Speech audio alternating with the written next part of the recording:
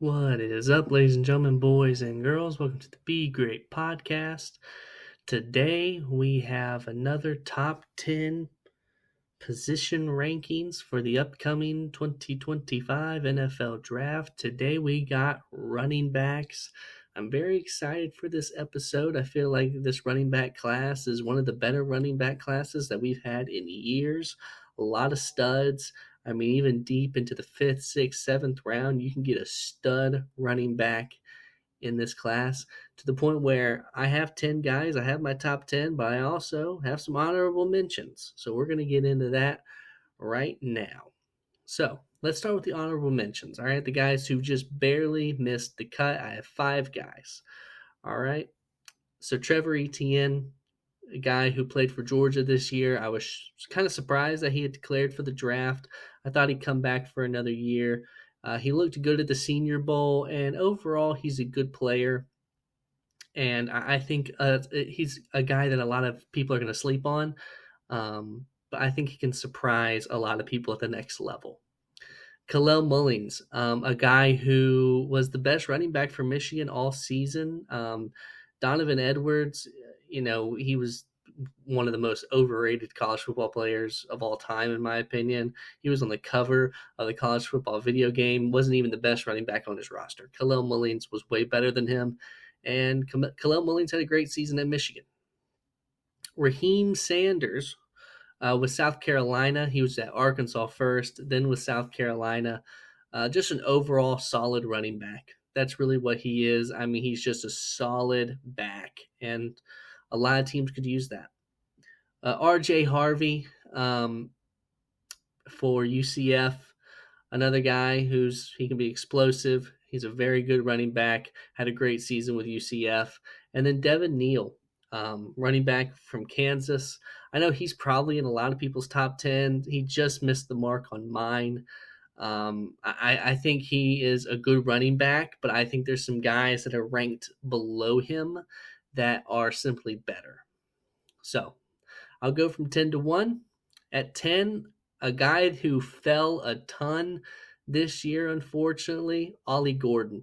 Running back out of Oklahoma State. Man, he had a tremendous junior season at Oklahoma State, and then last season was rough. I mean, he didn't do much. Oklahoma State had a terrible season, and I don't know whether it was the team or whether Ollie just kind of fell off. I don't know which it is, but I believe that his tape from 2023 is still enough to show how good of a player he is, how good of a running back he is, to where he'll still go, I think, at worst, probably around 4 or 5.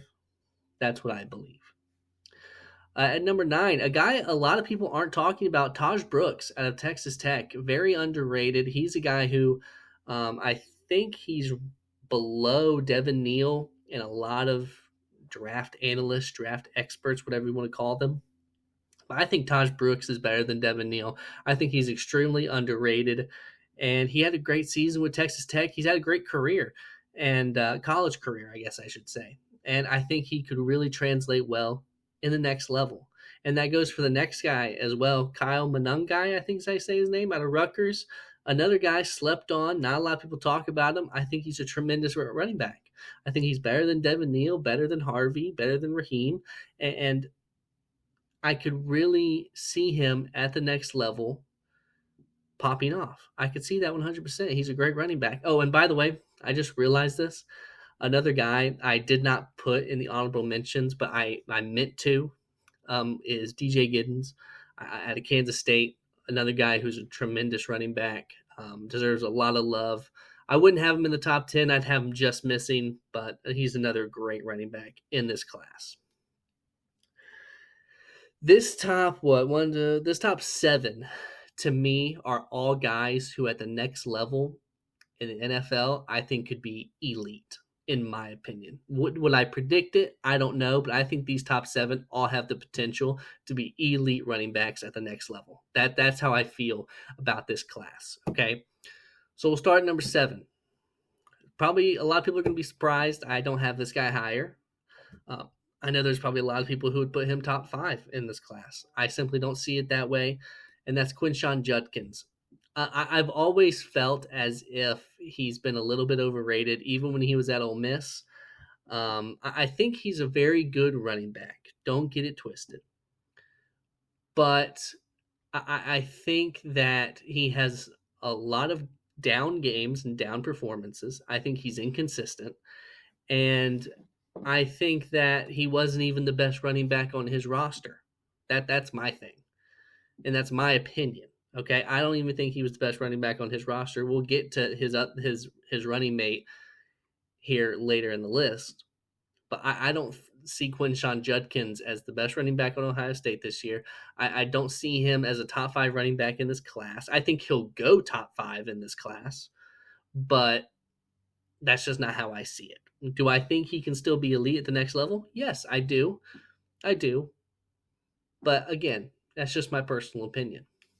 At 6, a guy who's being overlooked for whatever reason, Dylan Sampson out of Tennessee. I think Dylan Sampson is phenomenal. I was tempted to put him higher on the list than I have him. I was tempted to put him top 5, but I restrained myself. I think Dylan Sampson's electric. I think he was a big part of why Tennessee made the playoffs this year, and you could really feel or you could really tell that Tennessee offensively struggled extremely when Dylan Sampson was injured. It was just night and day difference in my opinion, and I think Dylan Sampson could be phenomenal at the next level. So now we get into the top 5 here, right?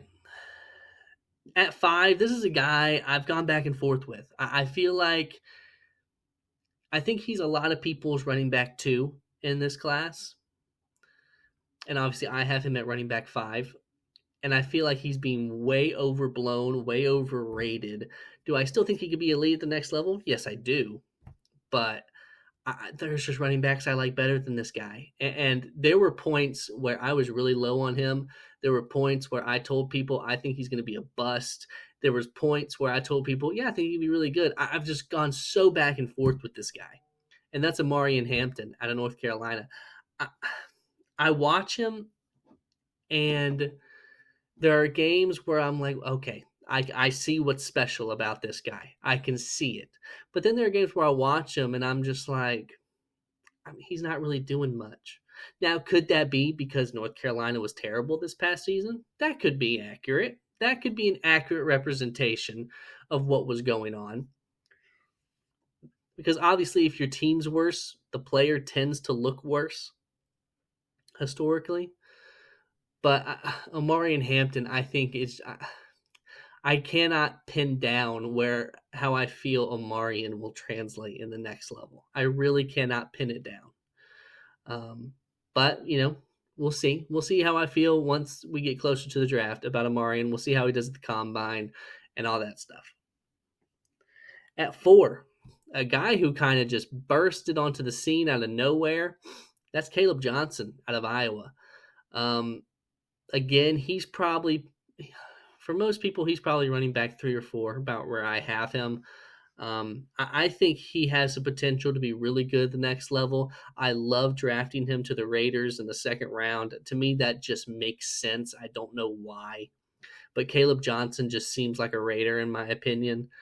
And he was great for Iowa this year. He made their offense. Okay, well, it's not hard to make Iowa's offense look way better than it has been, but he still did that. He was a large part why Iowa's offense this season was significantly better than it has been in previous years.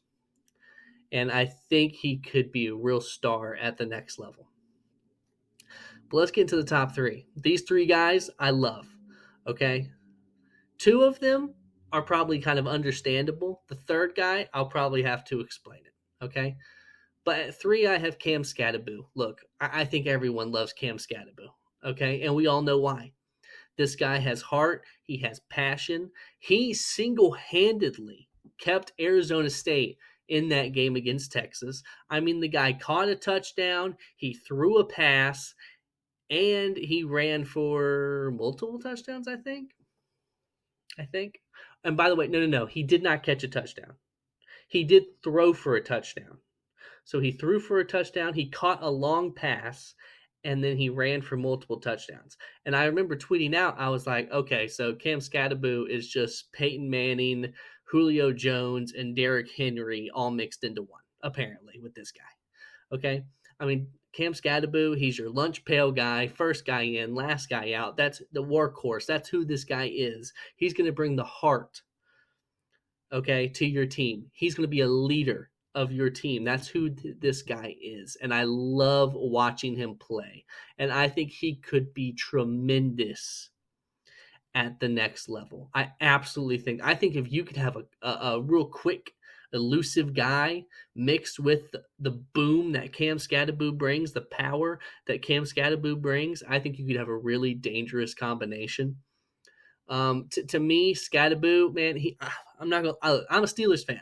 Okay, I've been a Steelers fan all my life. Cam Scatterboo feels like a Steeler. He just really does. He feels like a guy the Steelers would fall in love with. I just don't know, because I know a report came out that the Steelers are looking for speed out of the running back room, and that's really not Cam's thing, is speed. Um, but again, I would love for Cam Scatterboo to be on the Steelers, and I think whoever gets Cam Scatterboo is going to really like what they got in him. But running back two, this is probably surprising. It's TreVeyon Henderson for me. I have always loved TreVeyon Henderson at Ohio State. His entire time at Ohio State, I kept on asking and wondering, how is this guy, TreVeyon Henderson, not getting more touches? How? I mean, to me, TreVeyon Henderson, he's explosive, he's fast, he can catch out of the backfield. TreVeyon Henderson is an amazing running back. He's the best running back on Ohio State all 4 years, period. Period. Okay? And people, they may not want to hear that. People may want to disagree and say, no, it was Quinshon Judkins. No, it was yada, yada, yada, yada, right? I completely disagree. I completely disagree. TreVeyon Henderson, I think, will be amazing at the next level for whoever it is that drafts him. I could see the Steelers drafting him because, again, if you want speed, if you want explosiveness, that is TreVeyon Henderson through and through. But it's also this next guy who is, in my opinion, the only guy I think will be drafted in the first round as a running back. We all know who that is. It's Ashton Jeanty. Now, does the Penn State performance worry me? A little. It worries me a little. I think the issue, I think Ashton Jeanty felt so much pressure on him going into that game because he knew that he was the offense. And he also knew that Penn State knew that.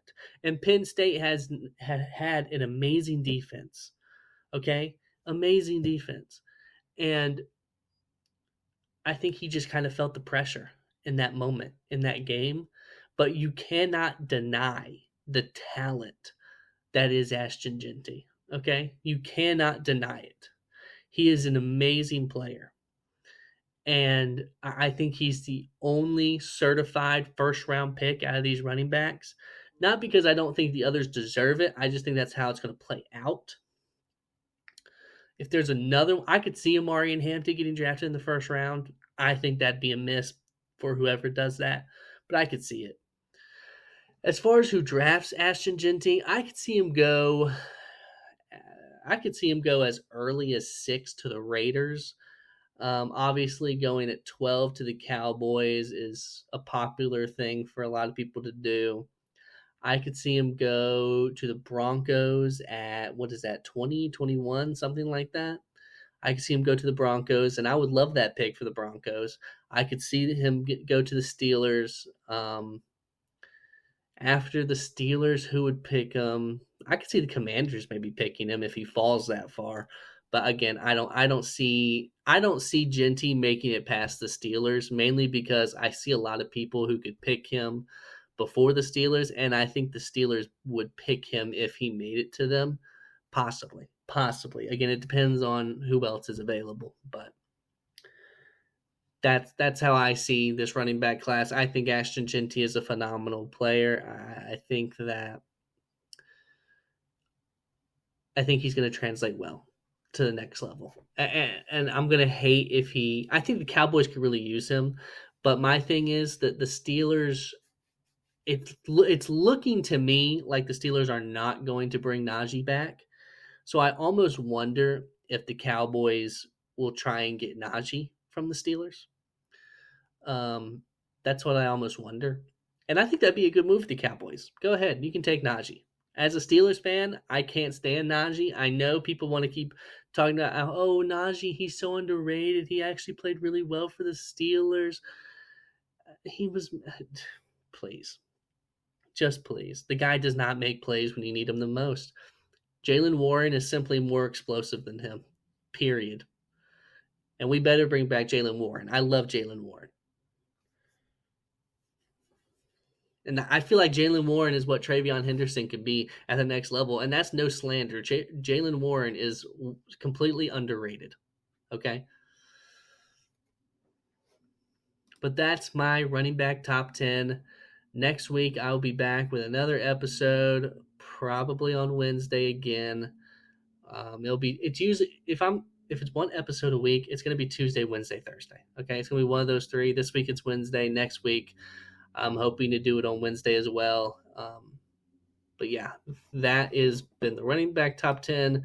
Next week will be the wide receiver top 10, which is always fun and interesting. And we'll see if I have any. I'm sure I'll have some hot takes because I know there's some wide receivers I like that are not currently in anyone's top 10. I know that for a fact, but it should be fun. And by the way, since we're getting into wide receivers, I know Travis Hunter, you don't really know where he's going to play the next level. I think Travis Hunter, I'm going to put with the corners. I think is how I'm going to do that. I just have a feeling. I just have a feeling that a team who picks him is going to play him at corner. I just get that feeling for some reason. So I'm just going to put him with the corners, mainly because I think this wide receiver class is better than the corner class. So we can just slide him into the corners. So I think that's my plan. We'll see where he fits there. Will he be my number one corner? I guess we'll have to wait and see. But thank you all for listening and go have a great, tremendous Wednesday.